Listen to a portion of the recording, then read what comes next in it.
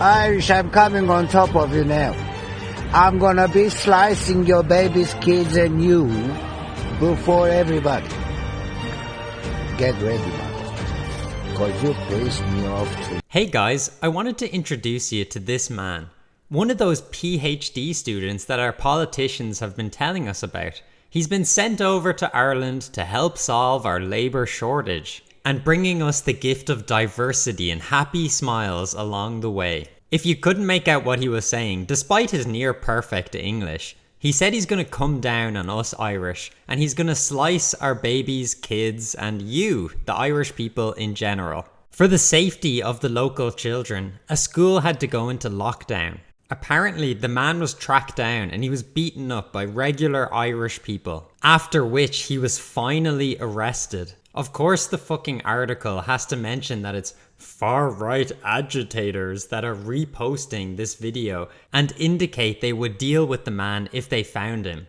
Imagine the nerve of these far-right agitators trying to raise awareness and actually do something about this threat brought to the public courtesy of the left wing. There's been countless examples of these fucking weirdos being brought into our country and causing havoc in the last few years.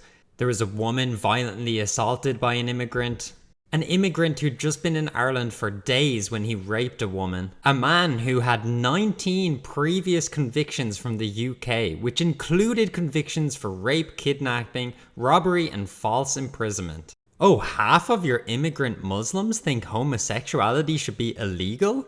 And then one of said Muslim immigrants beheads some homosexual Irishmen. Who could have predicted this?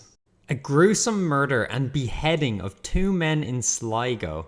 It was the worst homophobic attack in the history of Ireland. But according to our politicians, everything's fine. Don't worry about it. Would it be possible to get Sinn Féin's position on whether or not the immigration rate into Ireland is currently too high? So the immigration rate isn't too high, but the way it's being handled is ineffective. Would that be the party's position? That's the issue, yeah. It's not too high. It doesn't affect us rich politicians who don't have to deal with the consequences. And this is incongruent with the general population of Ireland, despite these pathetic politicians pretending to represent us.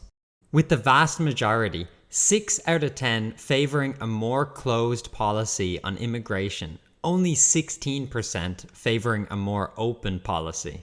It's as if people aren't enjoying the cultural diversity of beheadings and slicing babies. Obviously, this trend isn't confined to Ireland. It's been happening across Europe. In all 7 countries that YouGov surveyed, they found that the vast majority of respondents thought that immigration was high or too high. And in some cases, the ratio of people who think that immigrants are bad for the country versus good for the country is 5-1. In other words, the people who think that immigration is bad for their country vastly outnumbered the people that think that immigration is good for their country. So when you hear those smug left-wingers pretending that immigration is a good thing and not a problem, just note that they're in a minority, even though they pretend to speak for the common man, the working class. And that's why I become incensed whenever I think about this clip from Vosh, and I apologise because I've played it before. Vosh is reacting to a story of an Algerian man stabbing 3 children in Ireland. You've got the standard people being upsetty spaghetti about there being immigrants. The usual people being upset about immigrants are the vast majority of Irish citizens, as I've just shown. The stabber lived in Ireland for 20 years. Police would not comment on the nationality of the detained man. If he's been in Ireland for 20 years, he's Irish. The Irish man from Algeria who needed an Arabic interpreter during his case.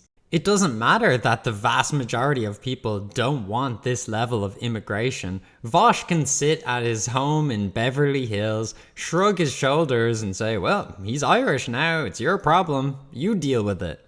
And while Vosh is living in his elite bubble along with our politicians, people like me from Ireland have to actually worry about raising children in an environment with our neighbours threatening to slice our babies.